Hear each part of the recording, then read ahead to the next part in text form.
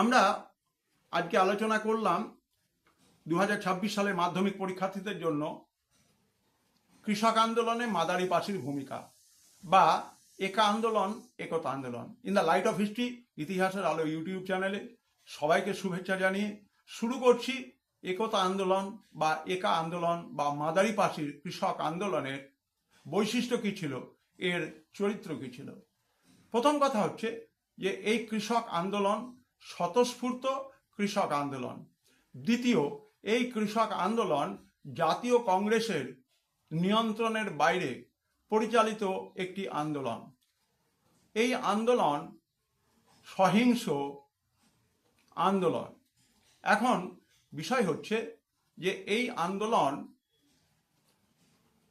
1922 সালের জুন মাসে মাদারি পাশিকে গ্রেপ্তারের মধ্য দিয়ে স্তব্ধ হয়ে যায়, কিন্তু এই আন্দোলন ঐতিহাসিকদের মধ্যে বিতর্ক তৈরি করে দেয়।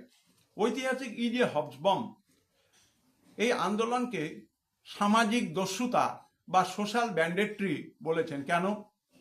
জমিদার, তালুকদার এদের সম্পত্তি দখল, লুটপাট হয়েছিল। কুমায়ুনের যে অরণ্য অঞ্চল ছিল সেই অরণ্য অঞ্চলে আগুন লাগিয়ে দিয়েছিল কৃষকেরা। সুতরাং এই আন্দোলন সহিংস আন্দোলন এবং সামাজিক দস্যুতা।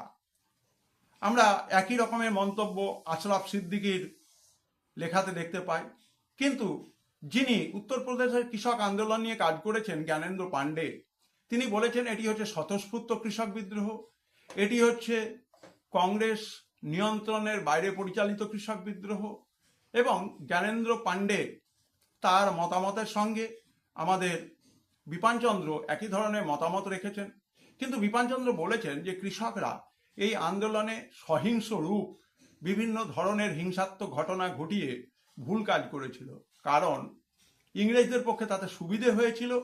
এই হিংসাত্মক ঘটনা, বিভিন্ন জায়গায় লুটপাট, আগুন লাগানো, এই ঘটনাকে কেন্দ্র করে ব্রিটিশ প্রশাসন তাদের প্রশাসনিক যন্ত্রকে ব্যবহার করে মাদারি পাশিকে গ্রেপ্তার এবং কৃষক আন্দোলনকে দমন করতে পেরেছিল।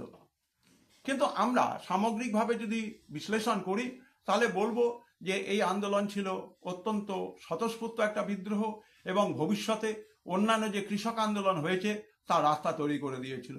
ভিডিওটি ভালো লাগলে চ্যানেলটিকে সাবস্ক্রাইব করো, বন্ধুদের মধ্যে শেয়ার করো, সর্বদা চ্যানেলের সঙ্গে থেকো।